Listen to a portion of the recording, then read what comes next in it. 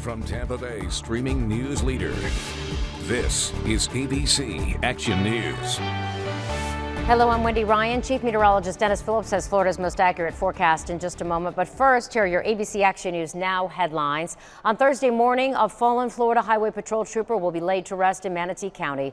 Trooper Joseph Bullock was shot and killed in the line of duty last week on I-95.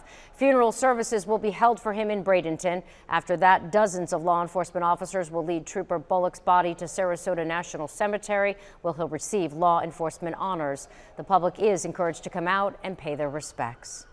New developments to remember those buried in local forgotten cemeteries. The Florida Senate has now agreed to set aside $100,000 so memorials can be built at Zion and Ridgewood cemeteries in Hillsborough County.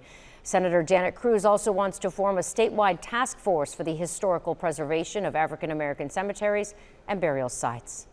This year, the Hillsborough County Sheriff's Office is trying something new to keep the Florida State Fair safer. For the very first time, they've installed more than 500 cameras to cover almost every angle of the fair. The Sheriff's Office says they've already helped deputies track down lost children and even arrest a man accused of stealing ride tickets.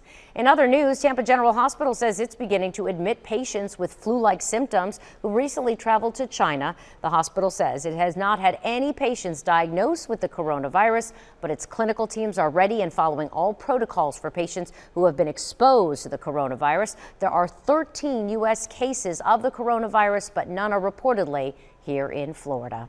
Now here's Chief Meteorologist Dennis Phillips with your forecast. Den? Hey, Wendy, going to wake up to some fog tomorrow morning. I don't think it'll be quite as widespread as it was on Wednesday morning. And then I think late Thursday night into early Friday, we track our next cold front. I do think it'll be out of here by mid-morning on Valentine's Day, so it shouldn't pose any problems if you have any plans later Valentine's Day into the evening. The weekend looks good, a little cooler, a little drier. All right, thanks, Den. You can now get news updates all day long on your favorite streaming device. And don't forget to download our free ABC Action News app.